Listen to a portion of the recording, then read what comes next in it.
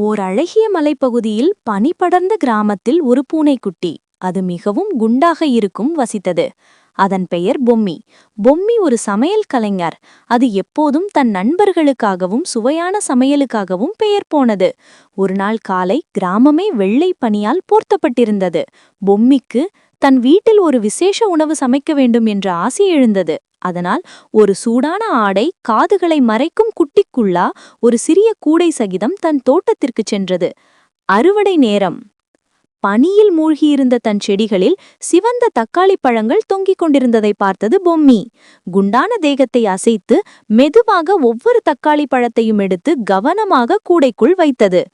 பனிப்பாதையில் நடந்து சென்றபோது அங்கு ஒரு கோழிக்கூடு கண்ணில் பட்டது. தன் சமையலுக்கு தேவையான முட்டைகளை சேகரிக்க அங்கு சென்றது பொம்மி. அந்த இடத்தில் 2 கோழிகள் இருந்தன. அவை பொம்மியை கண்டதும் கொஞ்சம் சத்தம் போட்டன. அவற்றை பொருட்படுத்தாமல் பொம்மி முட்டைகளை எடுத்து தனது கூடையை நிரப்பிக்கொண்டு மீண்டும் வீட்டிற்கு விரைந்தது. குளியலும் அலங்காரமும். வீட்டிற்குள் நுழைந்ததும் சமையலை தொடங்குவதற்கு முன் ஒரு சூடான குளியலுக்கு சென்றது பொம்மி.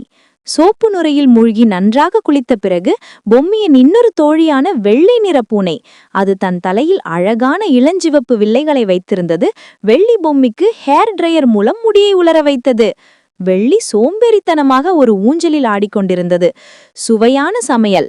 பொம்மி சமையலறையில் சமைக்கத் தொடங்கியது. முதலில் அரிசியை எடுத்து அதை சுத்தப்படுத்தி சாதம் செய்வதற்காக அடுப்பில் வைத்தது. வெள்ளியிடமிருந்து எடுத்த முட்டைகளை உடைத்து ஒரு கிண்ணத்தில் ஊற்றி நன்றாக அடித்தது.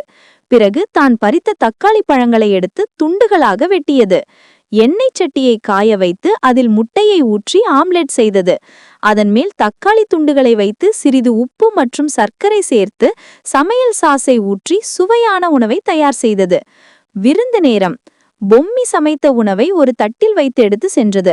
ஹால் என்று சொல்லக்கூடிய வரவேற்பறையில் ஒரு அழகான இடத்தில் பொம்மி, வெள்ளி மற்றும் அவர்களின் இன்னொரு நண்பனான புலி, அதுவும் பெரிய பூனை போல இருந்தது. மூவரும் ஒன்றாக அமர்ந்து சமைத்த உணவை சுவைத்தனர். வேலையை பகிர்ந்து கொள்ளுதல். உணவு முடிந்த பிறகு வேலைகளை பிரித்து கொண்டனர்.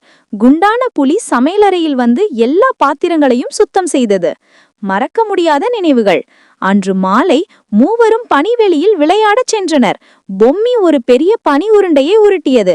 வெள்ளி ஒரு பனி மனிதன் உருவாக்கத்திற்கு உதவியது. கடைசியாக மூவரும் பனி மனிதன் அருகில் நின்று ஒரு மகிழ்ச்சியான செல்ஃபி எடுத்துக் கொண்டனர்.